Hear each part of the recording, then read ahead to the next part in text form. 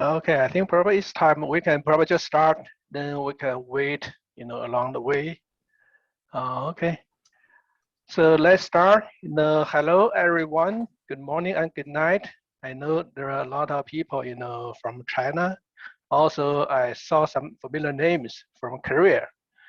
Uh, it's a great honor to have Dr. Jeff Freymueller here today to give a seminar on separating long-term tectonic motions, surface loading, and other sources of earth deformation.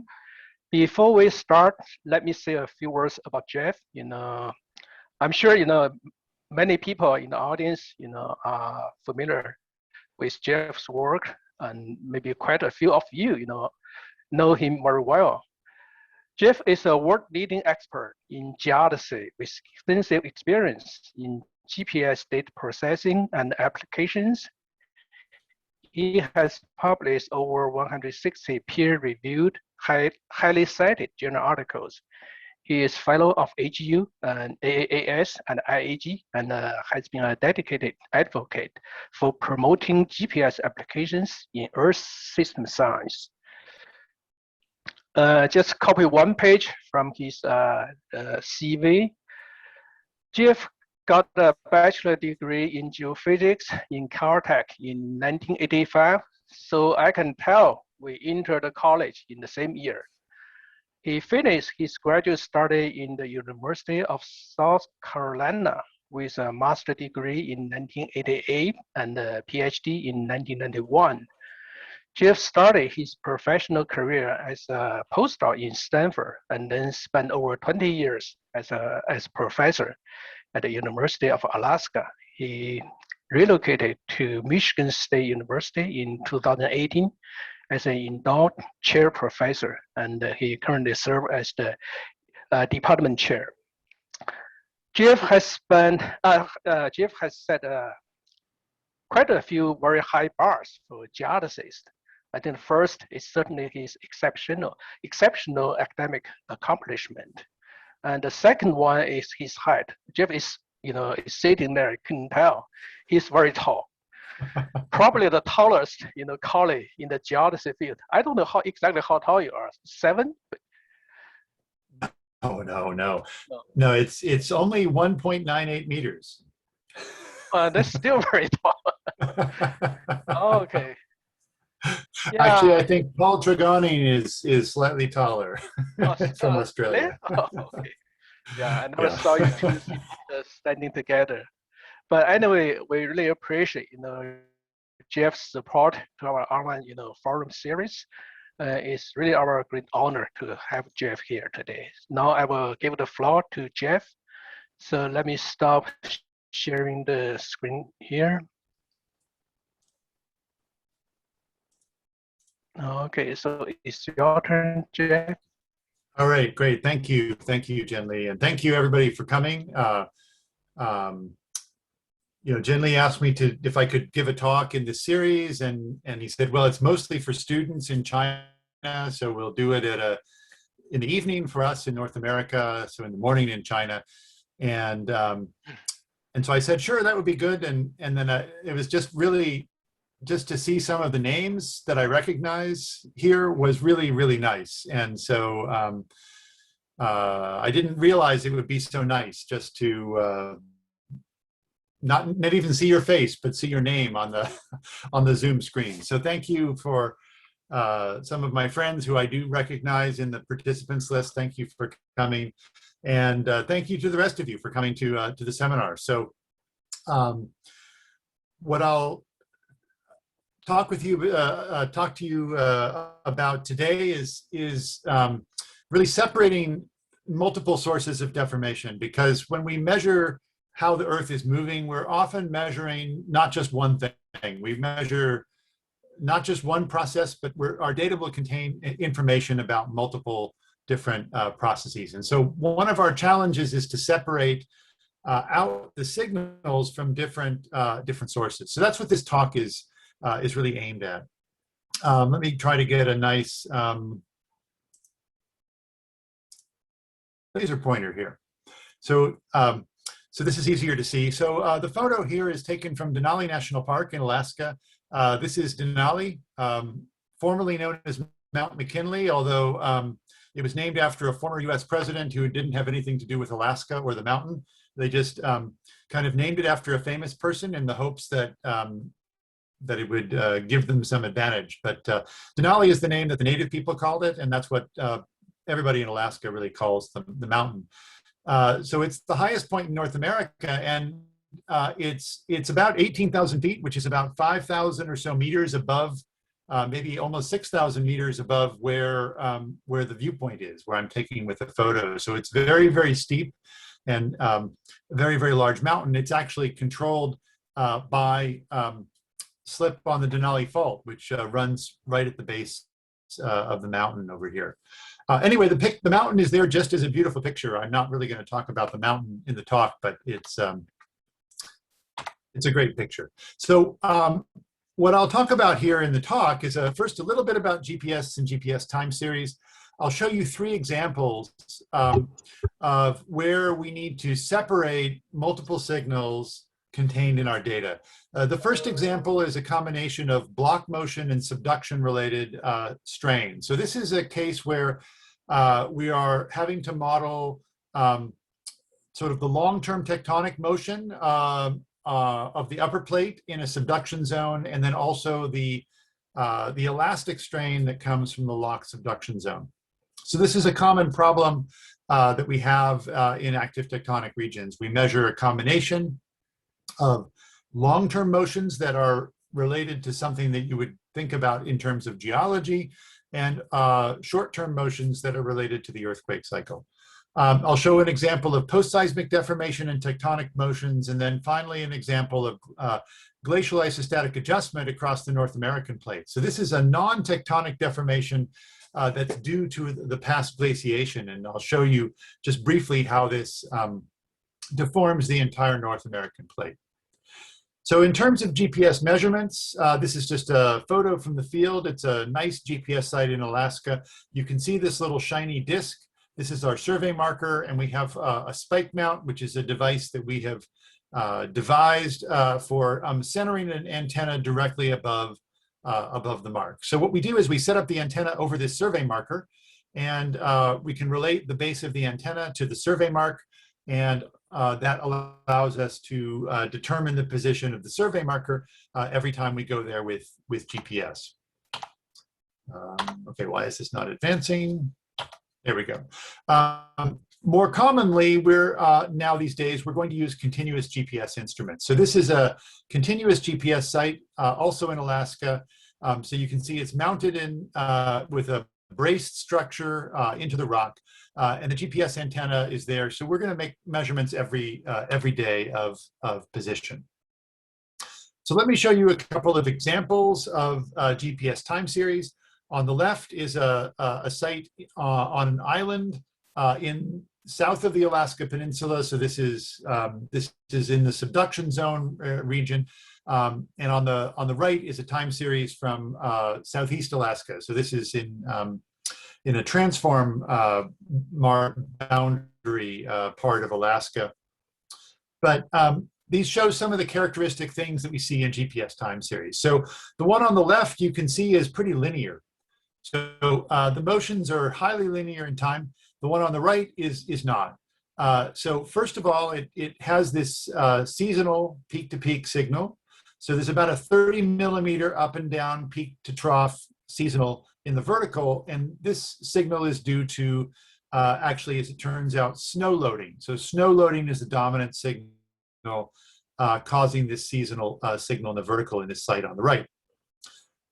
You can also see where the arrow indicates that's the displacement due to an earthquake that was about 200 kilometers away from this particular site. So there was a sudden displacement due to the earthquake. On the left-hand side, you can see, again, steady motion with time. The site is actually subsiding very fast. So it's moving downward by more than a centimeter per year. And that is predominantly due to the elastic strain from the locked subduction zone. So a lot of the signal we see here is basically interseismic deformation what we would see in between earthquakes. Here we're seeing a combination of that with some earthquake deformation and a seasonal loading signal. Okay, and I'm not sure why my screen is, it seems to take 2 taps of the key to get the screen to advance, so we'll see. Here's another example. This is Mizusawa, Japan. And the main thing you see here is the Tohoku earthquake in 2011. So this particular site moved about 2.5 meters towards the east during the earthquake, and then had this beautiful curvature of the time series after the earthquake. So you see before it's pretty linear, other than a small offset from a moderate earthquake. And then after 2011, the time series is very curved.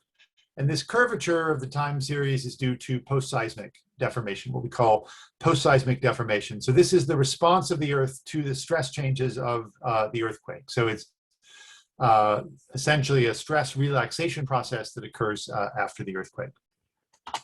So those are some examples of some of the processes that we see in GPS data. And of course, many sites are going to have more than one process involved in contributing to their observations. So how do we separate multiple processes? Well, ideally, you'd like to be able to find some data that are mainly sensitive to one process. So for example, if we go back to the Mizusawa site, there were very little variation beforehand. Most of what we see afterward is due to post-seismic deformation. There may be some small contribution to some other process, but almost everything we see in this post-earthquake data set is a post-seismic deformation signal. So this would be an example where it's fairly easy to separate the post-seismic signals from what was happening before. So this is the first thing we look for is there some way that there's some subset of the data that we can either some subset of the data that are mainly sensitive to one process, or that we can use a simple model for whatever else is going on. And that's enough to remove those effects and isolate, again, one process and model it.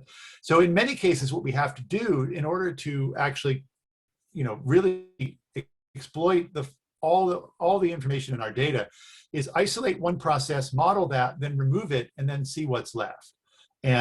And sometimes there's a sequential process of removing something, looking at what's left, and then modeling that. I'm just going to look in the chat. Oh, okay, all right. I'll close the chat here if I can. No, it doesn't want to close the chat. Oh, there we go. Okay. Otherwise, sometimes we have to actually model multiple processes together and then explore the trade-offs between those different models. All right, so I'm going to show you examples in this talk that come from Alaska. This is just a figure showing again where Alaska is in the northwestern part of North America. So this is a subduction zone, so the Pacific plate is subducting beneath North America along the Alaska Aleutian Trench. This part of Alaska in the southeastern part is a transform fault boundary. So this fault, the Queen Charlotte and Fairweather faults, these faults are basically strike-slip faults. And so the Pacific plate is mostly sliding past North America on this side. And then there's some pretty complicated stuff in the middle, but I'm not going to talk too much about that. So I'm going to show you a subduction zone example from here, and a couple of other examples, a post-seismic example as well from. Okay, why is this not? Sorry.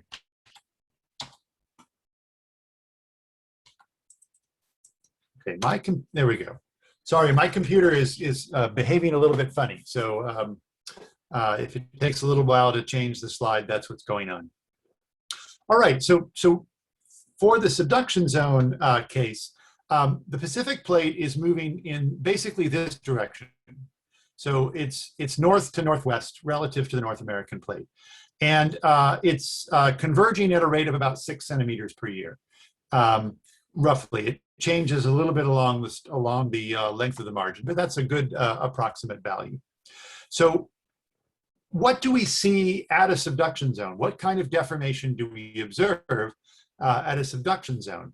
And And the first part I want to talk to you about is the earthquake cycle-related deformation at the subduction zone. So in the figure here on the bottom, we have the plate interface shown by the line here. And the red part here is, we're going to assume that the red part is locked. That is, the two plates are not moving relative to each other. They're stuck. They're stuck by the force of friction. And the lower part of the interface then is creeping. So this is the basic model for how we describe deformation at a subduction zone or thrust fault. And it goes back to Savage 1983. So the idea is that the shallow part of the fault slips only in earthquakes, whereas the deeper part of the fault slips steadily at the long-term slip rate. And I'm going to try to bring up the chat window just in case there's anything like a question. Also through the same superposition. So the first part would be the deformation due to steady creep along the entire interface. The second part would be the deformation due to the backward slip on the locked part. And if you add those two together, that should give you the deformation due to the whole system. So what Savage proposed is that steady creep at the plate convergence rate wouldn't produce any deformation at all on the upper plate.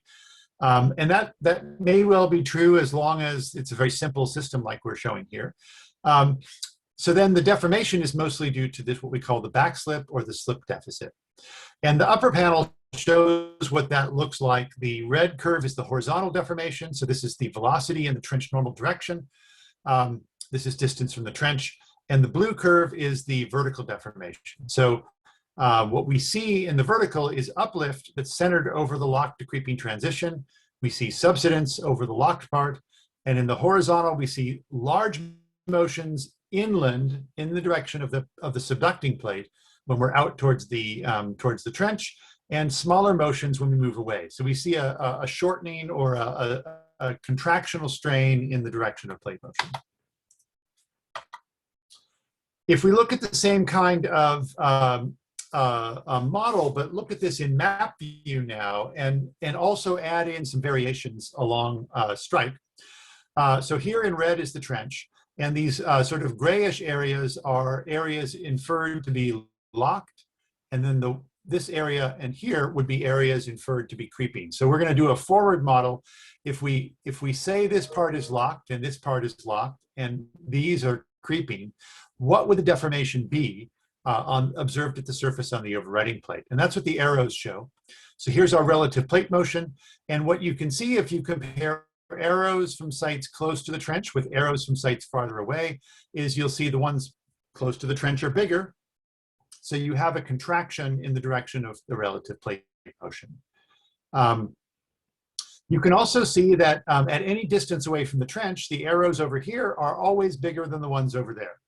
Okay, so and those are always bigger than the ones in between. So just from the rate of motion, you can see some information about how much of the plate interface is actually creeping and how much of the plate interface is actually stuck by friction. So what that tells us is if we measure deformation over the subduction zone, we're actually going to get information that is telling us about really about the behavior of the fault, about how much of the fault is creeping. So let's look at some real data. So here's the Alaska Peninsula. So let me just go back a little bit. So we're looking at this area right here. And the green arrows are observed velocities relative to the North American plate, horizontal velocities. The red arrows are the observed vertical velocities. So you can see the subsidence of the sites that are out over the locked zone, out closer to the trench. And you can see the shortening that occurs over as you go from close to the trench to farther away. You can also see in these particular sites that there's some variation along strike. That is, it's not uniform in the along strike direction. So for example, these vectors here are much, much larger than these over here for sites the same distance away from the trench. So something's changing. And when you get over here, something's changing even more. So we have pretty big differences along strike. The other thing you can see is that there's kind of a rotation of the vectors as you move away from the trench. And it turns out the reason for that rotation is because of a superposition of two factors.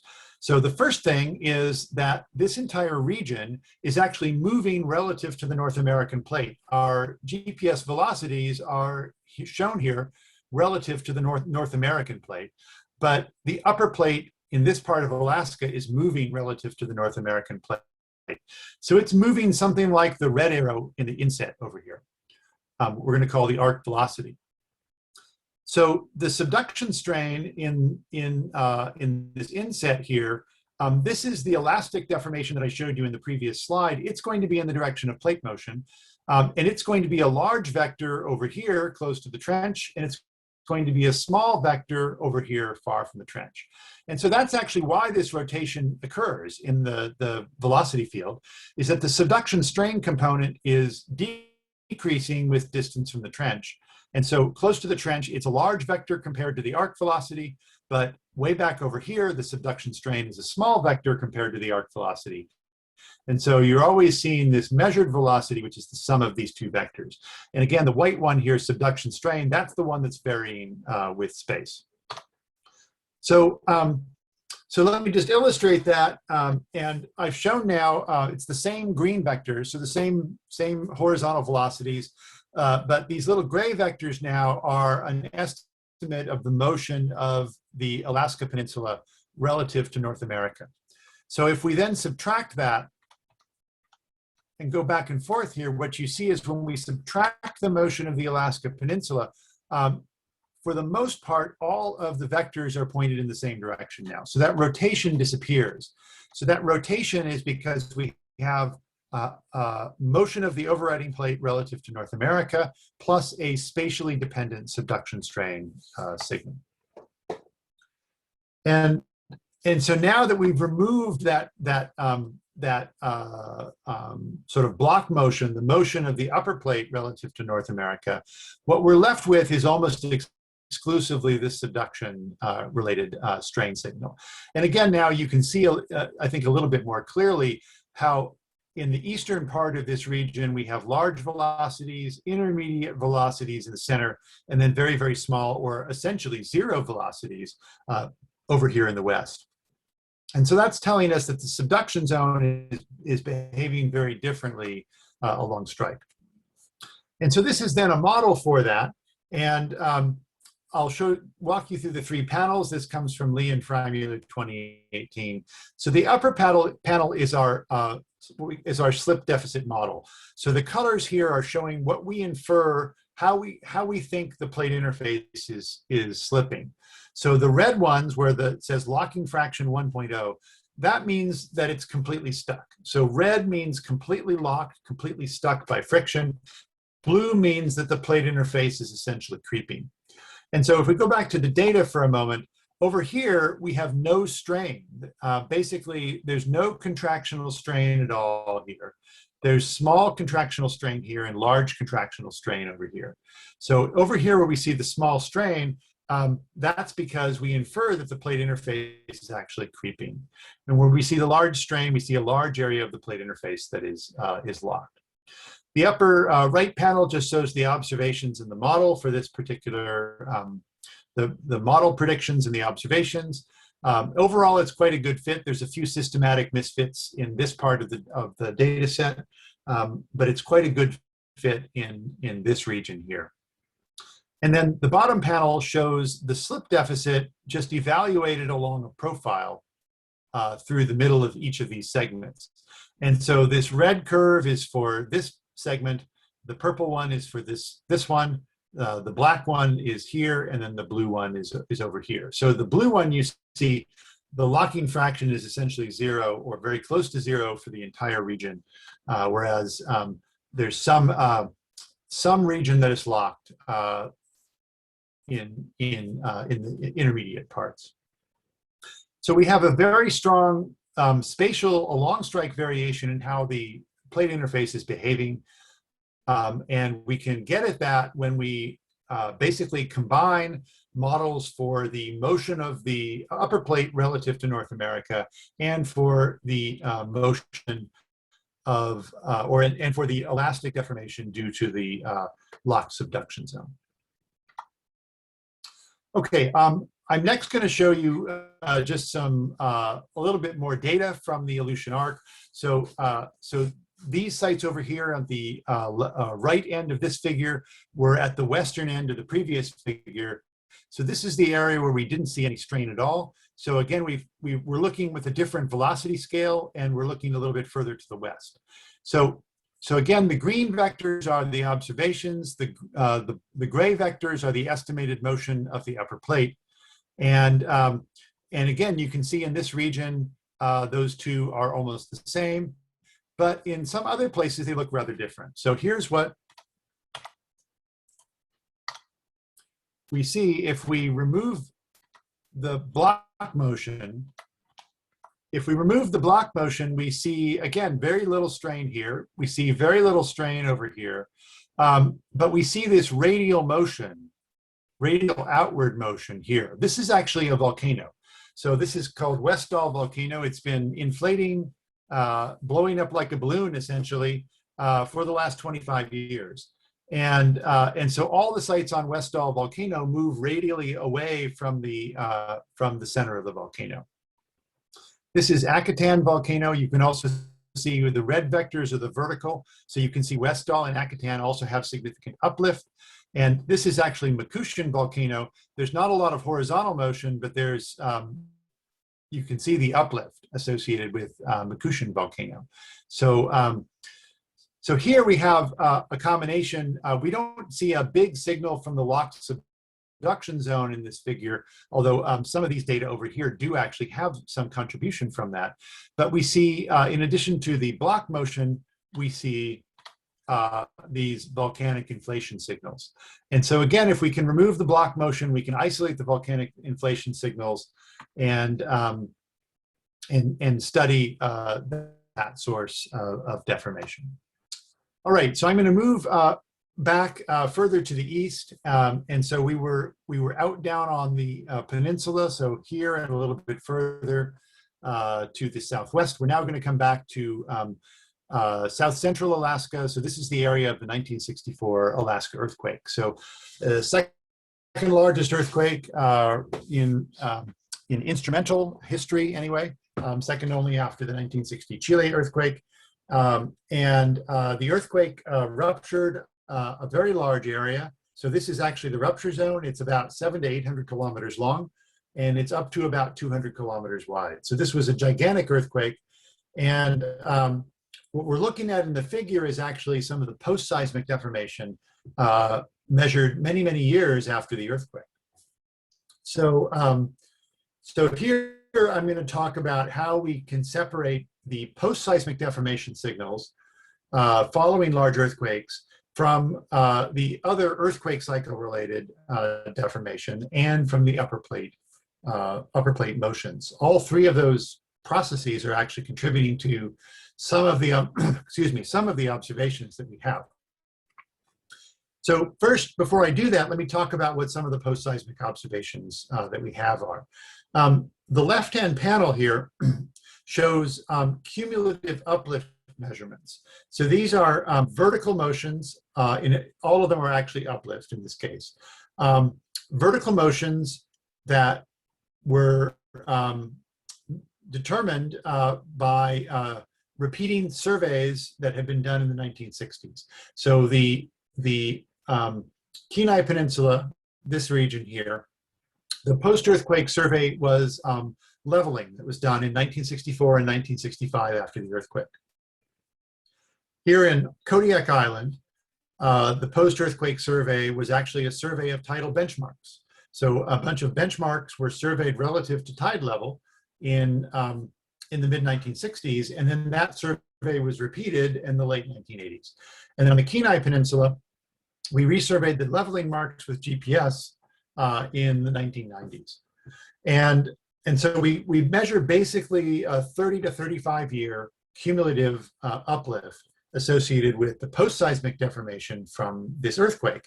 And here's the scale bar. This is 100 centimeters, 1 meter. So in fact, there's uplifts on the order of 1 meter that followed in the 3 decades after the earthquake. So very, very large motions. The inset shows tide gauge records. And so these are showing the estimation of our land level, again, relative to sea level.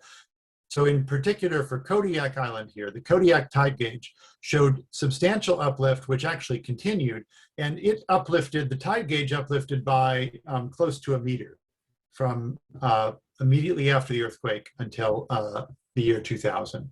So the tide gauge record gives us some idea of the time history, whereas these data gives us just the total deformation. That's the only way we can, all we can get from the leveling data. Now, if we move over to the right-hand panel, this is actually a model prediction. And this is the prediction of a viscoelastic relaxation model. So one of the mechanisms of post-seismic deformation is viscoelastic relaxation of the mantle. And so this is showing the cumulative uplift predicted for a viscoelastic relaxation model, and it's in centimeters. So the cumulative uplift is on the order of a few to several to 10, maybe 15 centimeters. So it's a very small amount. The reason it's very small is actually has to do with the geometry of the subduction zone. The subducting plate is subducting at a very, very shallow dip angle. So the mantle wedge is actually way back over here. So what this tells us here, we have observations of, let's say, order of 1 meter of uplift after the earthquake. Viscoelastic relaxation contributes only about 10 or 15 centimeters. That means that most of this signal that we're seeing on the left is caused by some other process. So we'll take a look at that, how that works. So the other process that can contribute to post-seismic deformation is afterslip, or the other major process. So afterslip is continued slip on the fault plane after the earthquake. And so the post-seismic measurements that we see here are actually due to a combination of afterslip and viscoelastic relaxation. But we can see from this initial model that in fact the viscoelastic relaxation contribution to the vertical motions is really small. So in fact, the vertical motions turn out to be an indicator mostly of afterslip.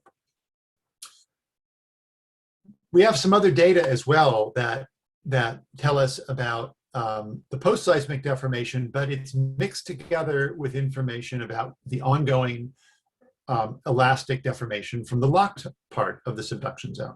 So here again in green, the green vectors are the data. And these are motions relative to North America.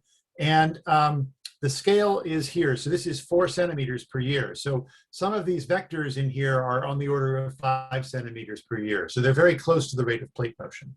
So, so we have a very large signal in parts of this region that is due to the locked subduction zone.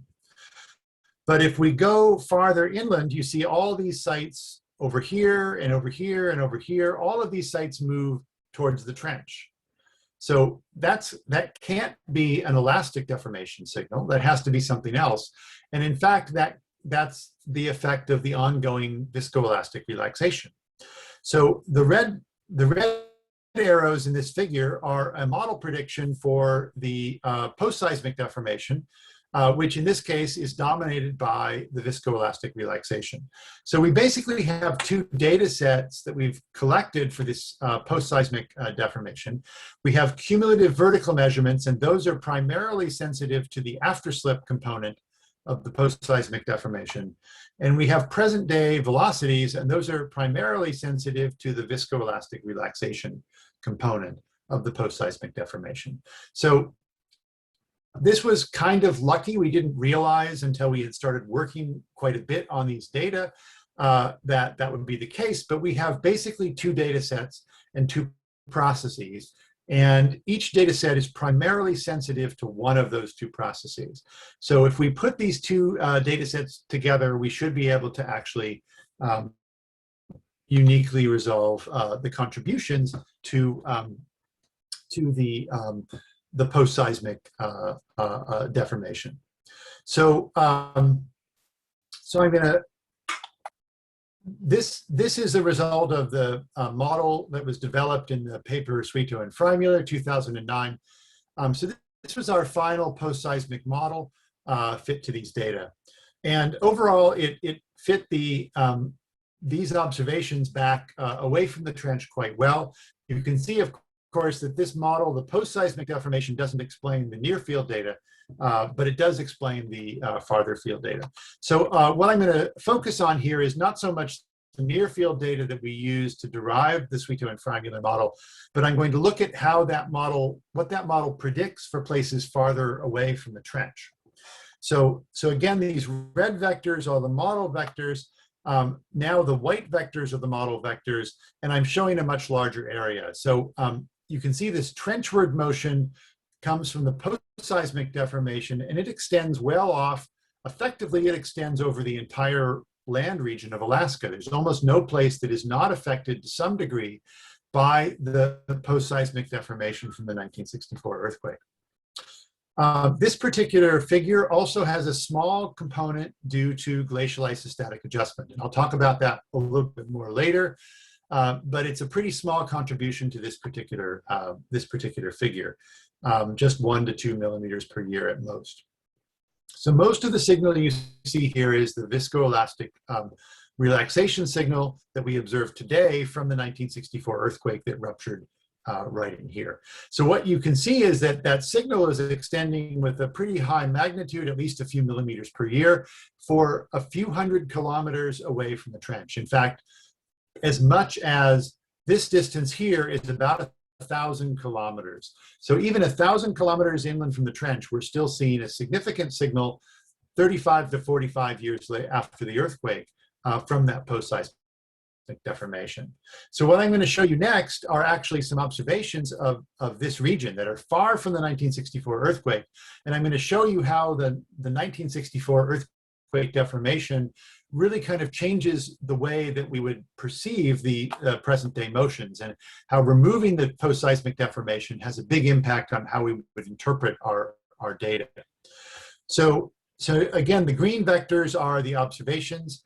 The panel on the left is a larger scale map, and then the panel on the right is a blow up of this smaller region. So the green are motions relative to North America. The red are the predictions of the post-seismic deformation model. And so what you can see is over here, the two vectors are actually pretty similar in magnitude, but not the same direction.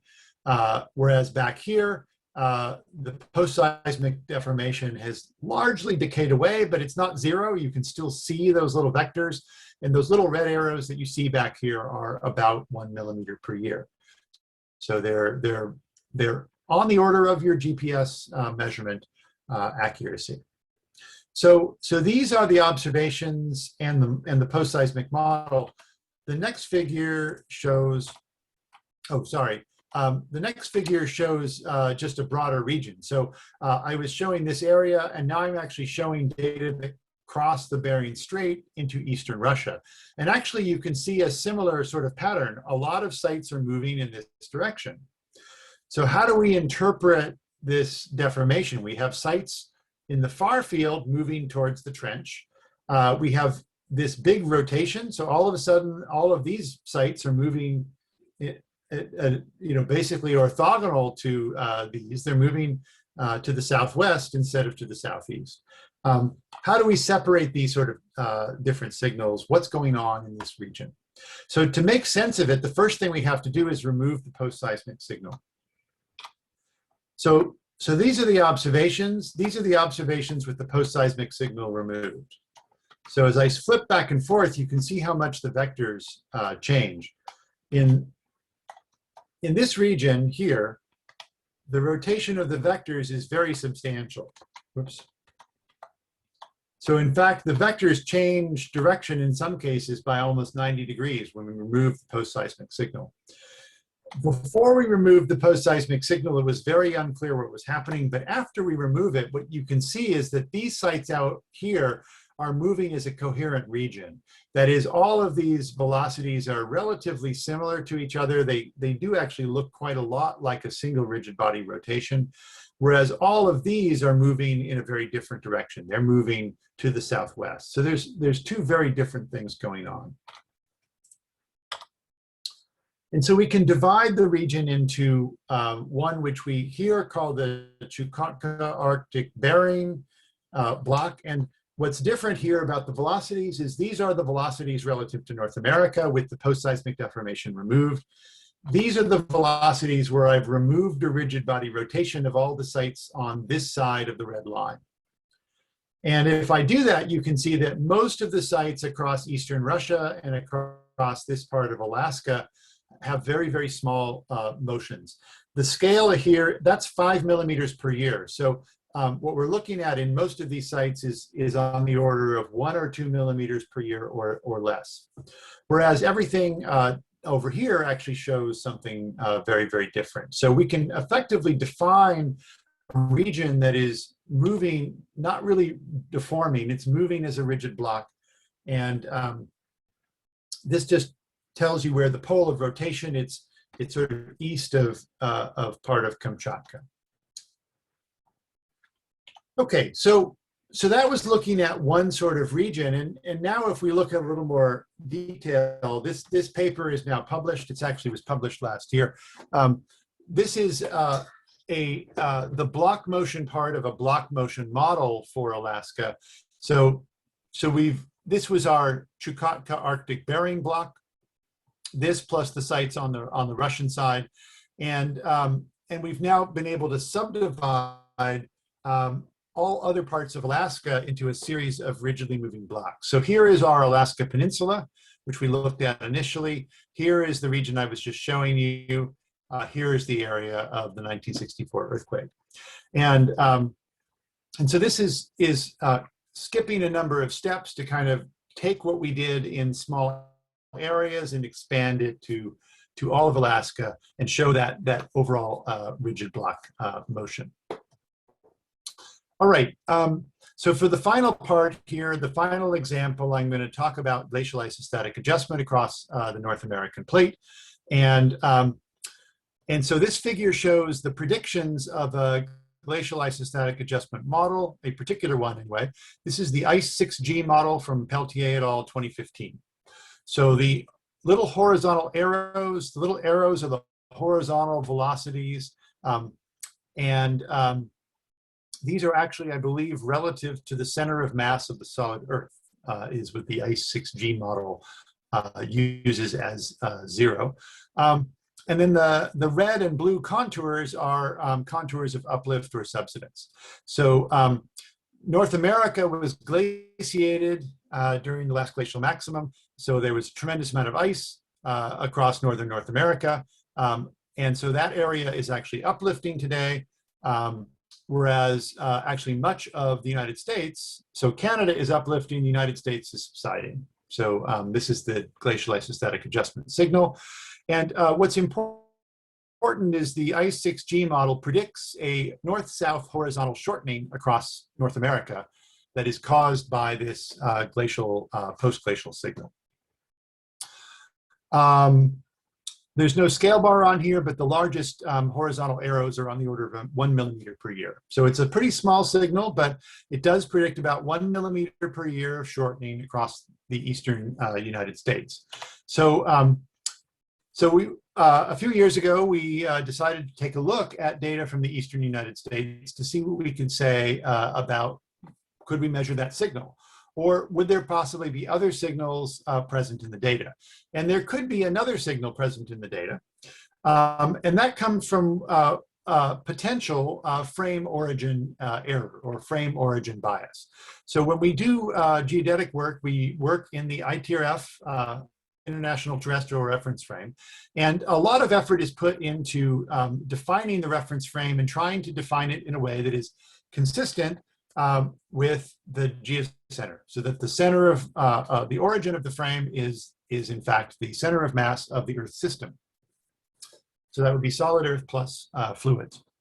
But it's it's a model. I mean, it's a model. I mean, again, it's a model that's constructed very carefully, but every model contains error, and so there's guaranteed to be some error in the origin of the reference frame. The question is how much. So the figure comes from an old paper by Kogan and Steblov, 2008, and what they're showing is what if you have an error in the frame origin. How does that map into errors in the velocities of sites? So on the bottom panel is if there is an origin translation rate, that is a frame origin velocity error along the spin axis. In this case, they used 5 millimeters per year, which is actually much too big for today, but they did this work some time ago. If there was such an error at the equator, that would be a horizontal motion. So a reference frame definition error that is along the z-axis, along the spin axis, for a site on the equator would produce a horizontal motion, but for a site at the pole would produce a vertical motion. So, so in fact, what you would expect to see is a variable, effectively a strain that you would observe at the surface if the origin of ITRF is not quite correct. And so then this shows an example of a similar error along the spin axis. Now, again, the numbers here, 5 millimeters per year, that's about probably 10 times larger than the error in ITRF 2014. So don't read too much into that particular number. But a paper by Donald Argus a number of years ago suggested that there was about a 0.5 millimeter per year error in the ITRF origin that was mostly along the spin axis. And so what that would do is that would produce an apparent strain across otherwise rigid plates. And if you look at North America here, the sense of that is that sites in Mexico or the Gulf of Mexico coast would have a larger velocity than sites further north. So you would see a north-south contractional strain across North America if there was an origin translation error in the ITRF. So that's actually the same sense of motion as the GIA model. So the idea here, and this is a paper by Ding-Kai Hua and myself and others, that he Ding worked on when he was a visitor to the University of Alaska. We decided to test models of North American plate rigidity with various models for internal deformation of the plate removed. So we would consider just removing a frame origin bias. We would consider just removing the ICE6G GIA model, or nothing at all, or both of them together. And we would evaluate models based on misfit and based on the number of sites that actually fit a rigid plate. So Eastern North America is not tectonically active. Everything except for the North America Caribbean boundary down here in the south, all of these sites along here should be described by a single rigid body rotation, a single rigid plate motion. But you can actually see from the GPS vectors here, and the scale, that's 1 millimeter per year, you can see that they're not zero. In fact, there's a north-south contraction across Eastern North America, just as was predicted in the GIA model. And so the red is the model prediction for just the GIA model, the blue is the GPS. And so it's not a perfect match, but on the whole, the residuals are definitely at the sub-millimeter per year level. And the sense of the signal of this north-south shortening is the same in the data and the model. The results are shown here. I'm not going to go through the tables. Just going to show what's in highlighted. This is the WRMS of if we use all 300 sites we had in our solution that are all on the rigid part of North America. If we remove the geocenter frame origin bias plus ICE6G, so that's the bottom line here, we got a WRMS of a little under 2 millimeters per year, whereas it was substantially higher if we only removed one of the models or didn't remove any model at all. We also applied an outlier detection, an outlier rejection scheme, and here, this shows the number of sites that were retained by after the outlier rejection. And basically, again, the one on the bottom, most of the sites actually, when we corrected for the internal deformation, most of the sites actually agreed with a rigid plate motion. And whereas if we didn't correct for the rigid motion, we had to throw away half the data to get the set of sites that looked like they agreed with the rigid plate model. So our conclusion is that this case, ITRF with corrections for geocenter origin bias and corrections for the glacial isostatic adjustment model, that was the best model overall for explaining the data. And that's what we're comparing here. So we've removed the geocenter bias, and we're now comparing the GPS to the GIA model. These are the residuals to the fit, and again, this is 2 millimeters per year. So left-hand panel is the large scale, the right-hand panel is just a blow up of the southeastern United States. So you can see, for example, in this blow up panel, there's a lot of sites in there, and the residuals are all very small compared to 2 millimeters per year. So this is overall a good fit to a rigid plate model. Okay, I'm going to skip that part and just say a couple things about what we find when we compare our observations a little more closely to the GIA model. And so there's a couple of features that are of note here. These little boxes show the sites that are used in some profiles.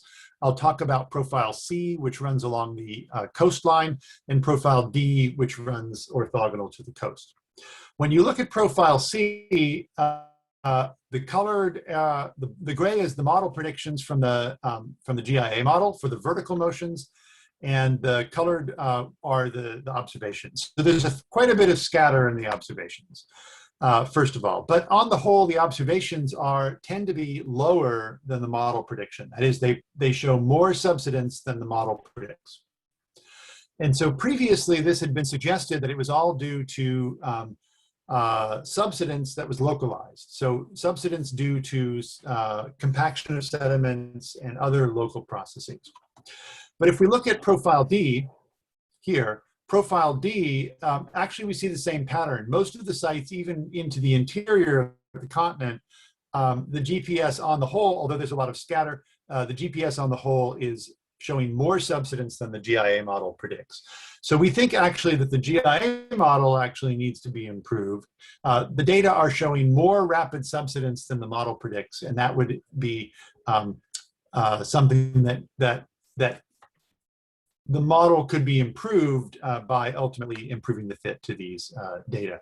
But it suggests that it's really an issue with the GIA model. It's not all due to localized deformation. It's really due to the GIA model. I don't really have time to get into the sea level, and I don't really have time to get into that part. So let me just finish with a little bit of a sort of an outlook of where I think we need to go in the future in order to deal with the surface loading, GIA, and tectonic motion that really deform the entire planet. So the first is the planet is continually deforming under time variable surface loads due to present day water mass transport. And so this just shows the left is atmospheric pressure loading plus an ocean loading, non-tidal ocean loading. The right is a model for hydrology. These figures were just taken from the University of Strasbourg loading page. So just to illustrate what these deformations are. So we need to account not only for slow deformation of the continents due to glacial isostatic adjustment, but also to the time variable loading deformation due to atmospheric pressure, non-tidal ocean loading, and continental water storage. So we need loading models that are better. We need a better understanding of mean loads. And in particular, if we're going to describe motions with this water mass transport, we need to more carefully define what is zero load. That is, what is our reference load? We need to really have a reference, basically a reference water mass distribution, and that effectively becomes part of our reference frame definition. So I think in the future we're going to need to account for kind of a climatological average of water mass distribution, ultimately, I think that is going to actually have to be a conventional definition that becomes part of our definition of the reference frame. Because otherwise, there are just too much differences between the connection between vertical motion due to loading and vertical motion due to geocenter and vertical motion due to tectonics. I think we're pretty much out of time. So I think I'm going to skip just to the very end here. And go to the conclusion. So multiple deformation processes are commonly mixed together in our data. And so our ideal option is to find a subset of data that isolate one single process. And we came very, very close to doing that in the 1964 post-seismic case. We had two main post-seismic deformation contributions, and we had two data sets. Each one was primarily sensitive to only one of those. But in other cases, we need to do a sequential process of model improvement. And this in particular is what we need to do in order to deal with the glacial isostatic adjustment and the loading deformation. Is we need better loading models so that we can isolate the tectonic components. We need to remove the tectonic components to better isolate the loading. So we kind of have to work on modeling all of these things together. So ultimately, long-term tectonics, earthquake cycle, and surface loading need to be modeled together in order to fully describe the motions that we observe on the surface of the Earth. So I'll go ahead and finish there. Thank you very much for your attention. I see a question in the chat. So we can go through chat or Q&A, however you want to have questions come from the audience. I'm happy to stay for a little while and go through questions. So one question in the chat is, will new data of plate motion affect the quantification of sea level rising? So plate motions are primarily horizontal, so there's very little vertical component to plate motions. However, there can be localized vertical motions due to tectonics that affect coastal regions. And so that has an important contribution to sea level variations. However, if there's any bias in the frame origin, that frame origin bias will map into inferences of vertical motion, and that actually would affect estimates of sea level rise. So because we have to really handle in a self-consistent way tectonics, loading, glacial isostatic adjustment, all of them actually ultimately do contribute to our ability to measure things like sea level rise and make accurate predictions of accurate predictions of future sea level rise as well. Okay, thank you, Jeff. Yeah, I'm not sure, my headphone, I think the power, is out. So I'm not, so you still hear me, right? I can still hear you. Yeah, okay, so. Yeah, that's fine. Yeah. Okay, thank you so much. Let me see. So we can have some time for question and answer. Yeah. So for the audience, if you want, you can type in your question in the chat room, or you can also just speak in the Zoom session. And then there's another question. When you will arrange meeting on GNSS data processing? I'm sure this question is not for Jeff. It's for it's for me. Yeah. We don't know, to be honest. We just started the seminar series. Today is the 4th seminar. We are going to cover very broad, topics in not just GPS, from all space geodesy related applications So I'm sure in the future, we are going to arrange some seminar just focus on GPS state processing. Yeah, but right now I don't have a definite plan yet for that part. Yeah. Okay. But we are going to have something on data processing. Okay. Yeah, I see another question in the chat. So Chen asks, well, thanks for the talk. I wonder, how do you think about the depth range involved in these motions? Different places with different depth ranges. How do we know about the depth range of these motions? So that's a good question. So I think that depends on which ones we're talking about. So so plate motions involve the entire lithosphere. The idea is that the entire thickness of the lithosphere is moving as a rigid plate when we're talking about a rigid plate motion. And so so the depth range would be from the surface to basically the lithosphere asthenosphere boundary, and then the mantle beneath would be moving differently than the surface. So this would be the upper 50 to 100 to 150 kilometers, depending on the thickness of the lithosphere. And then plate boundary deformation, it depends on well, it depends on sort of the details, I guess, but again, that's mostly a lithospheric process. So so that would be affecting the crust and uppermost mantle, essentially the lithosphere. Loading deformation, it depends on, well, it depends a lot on the wavelength of the load. So a very long wavelength load, like when there was an ice sheet covering all of northern North America, that actually produced deformation that went down into the lower mantle. So really the whole Earth effectively deformed under the load of the ice sheets, although the motions were much bigger near the surface than they were at depth.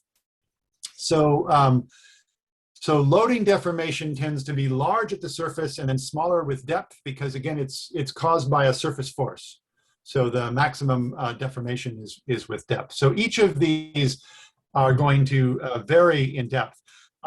We actually don't have very much information in the form of data about the depth variation of deformation.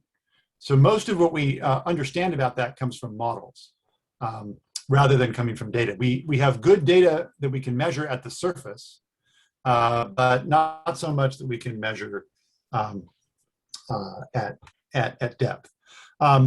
Okay, let's see. Couple more questions. So one of the slides, the GPS velocity results show Alaska converging towards Eurasia.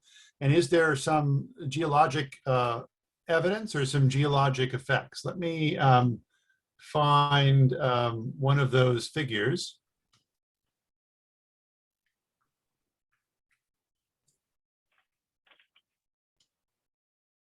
You pick what's going to be the best one, I guess.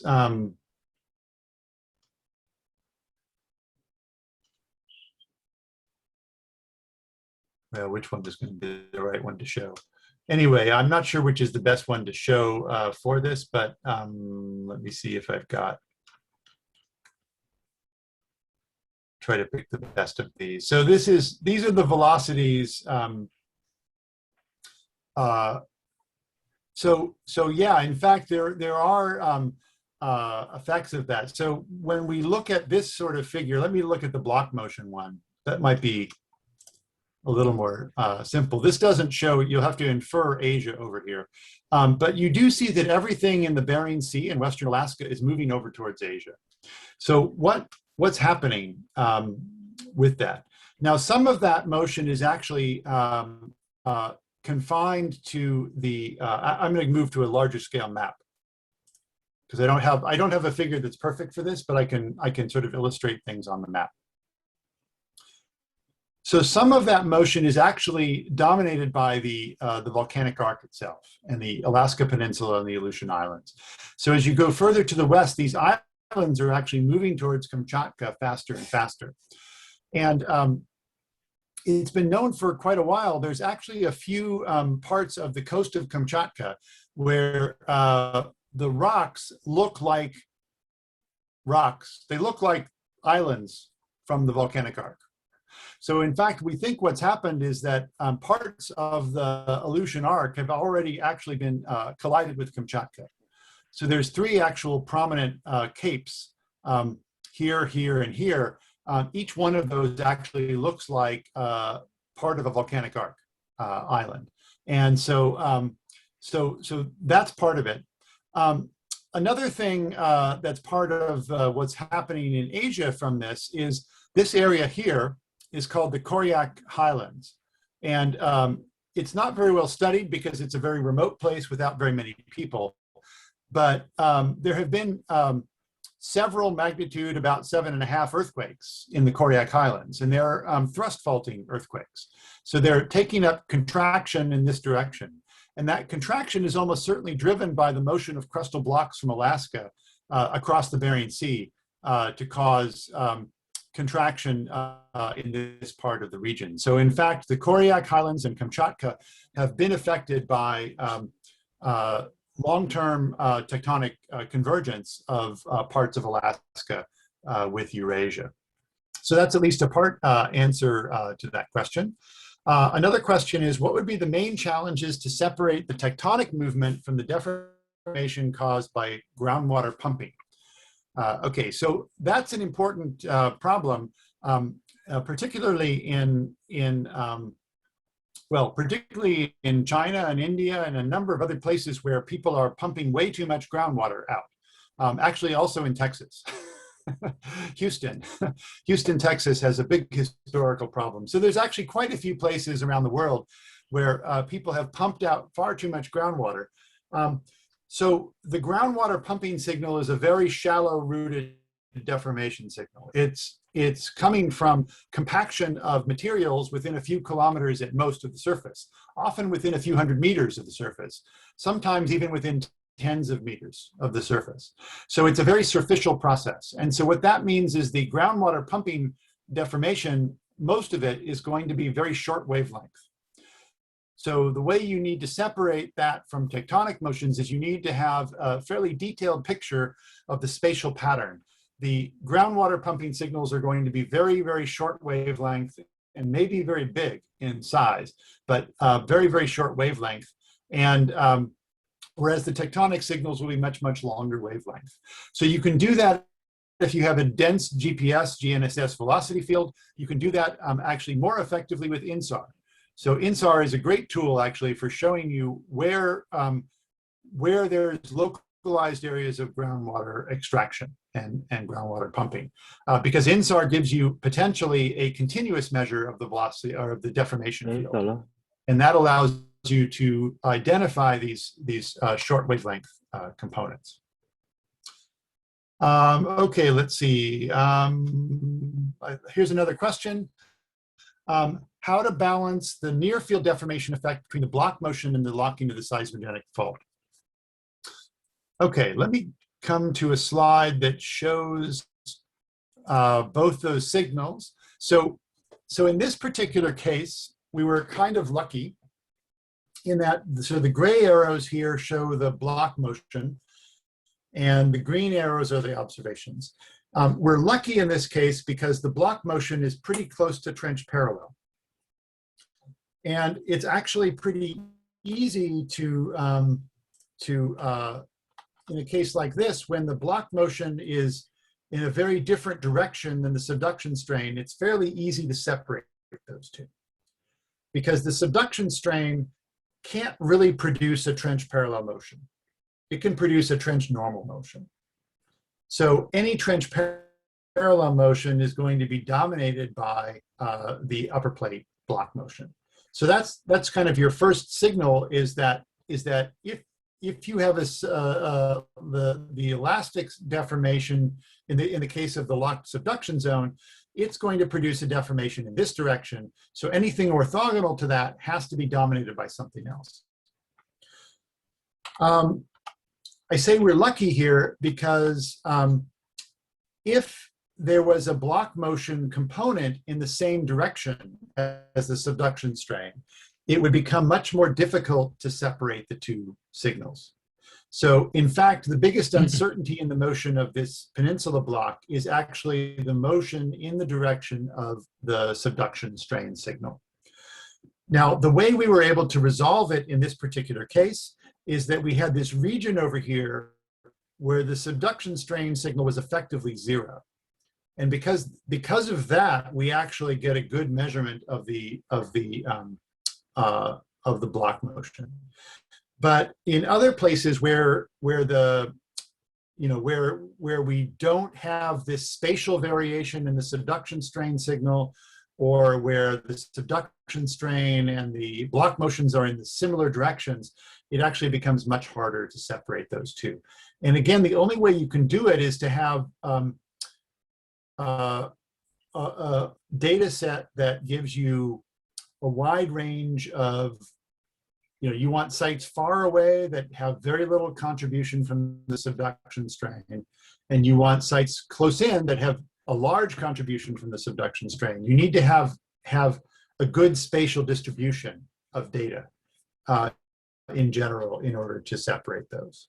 So again, here is our fortunate case that the block motion was mostly trench parallel, and we also had a region where the subduction strain signal was very, very small. So that allowed us to do a much better job of separating them.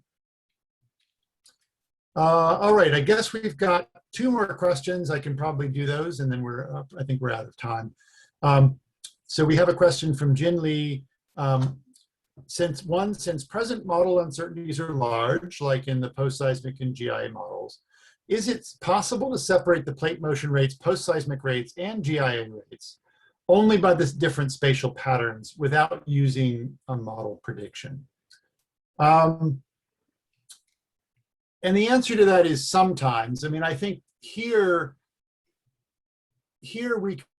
we don't have a post-seismic signal, or don't have much of one. We have a block motion and an elastic strain. Because the block motion is in a different direction, we have an ability to kind of separate them without using much. We don't need much of a model to figure that out. But in general, it's actually very hard. So what you often have to do if you have multiple processes and you have to depend on models is you have to evaluate carefully trade-offs between the models. So for example, if the GIA and the post-seismic deformation are in the same direction, it's going to be difficult from those data to tell the difference between the two. So you would need to find some other observations, like maybe the vertical motions. So maybe the vertical motions would be different, and that allows you to separate the components. Or again, you may be able to use, if you have a broad enough data set, you may be able to find a region where the post-seismic model is predicted to go to 0, but the GIA model is not. So again, looking for, sometimes you can do it without having to depend too much on models, but in many cases we do have to depend on those models. And so then we have to be aware of the uncertainties in the models and aware of possible trade-offs between the models. So the second question is, can current surface displacement observations help with the detection of pre-seismic signals before gigantic earthquakes? That's actually a really good question. Right now, I'm not very optimistic about that. There are not very many pre-seismic signals that have clearly been detected, I would say, before big earthquakes. There are a few cases, and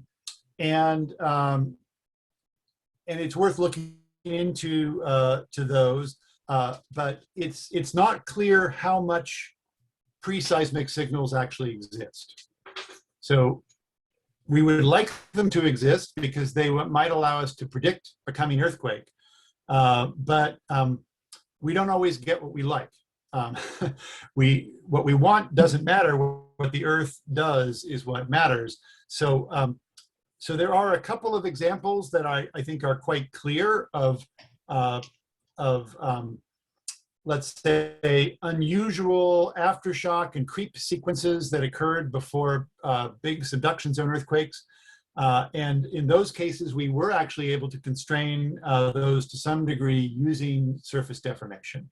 But there have been many big earthquakes that have occurred with, as far as we can tell, no observable pre-seismic signals. So how much of those could be there? Okay, sort of a last question about are data available? And so in general, yes, the data are available. So for example, if you go to the papers, all of the data that I've shown in these figures, the velocities or time series are all either available in the figures or in supplements or on my website. The raw data, the raw GPS observations for all of these data are all available. So if somebody really wants to process it all again, they can do that. All of the raw data are completely freely available. So generally speaking, most of these data are available. It's increasingly common that the data are available in an electronic form, in a supplement or a data repository along with the paper. And I actually encourage young scientists to make sure you do that, because if you have a data set, or actually if you have software that does something useful, when you make that available to other people, they will use your data, use your software, cite your paper. It's actually to your advantage. So yeah, so in general, those data are available. And the question about modeling approaches it's a little too late at night for me to answer that question, but that's actually a great question through the seminar series to be watching for how people, what people do in terms of modeling data, and to look into that more as you go on. Okay, thank you. That's all. Thank you. Yeah, thank Jeff for giving such a wonderful, presentation. Not just the presentation, I think, for the question and answers, it's also very informative. Yeah, I myself learned a lot from the presentation. Thank you, Jeff. Yeah, hopefully Thanks. we can, and thank you everybody for coming here, and thank you for your attention. And again, it's wonderful to see some familiar names in the participants list. So I look forward to seeing people again in person before too long. I'm sure, yeah, definitely next year we'll be back to normal. Yeah. Okay. Yeah. Okay, and thank you, Jenny, I think we're going for organizing. Oh, thank you. Yeah, it's really a pleasure. Yeah, to have you here. Yeah, we have recorded the session. If you don't mind, we probably want to share the recording. No, that's fine. With the group. Okay. Okay. Thank you. Yeah. Okay. Good night. Yeah. Good night. Okay. Bye bye.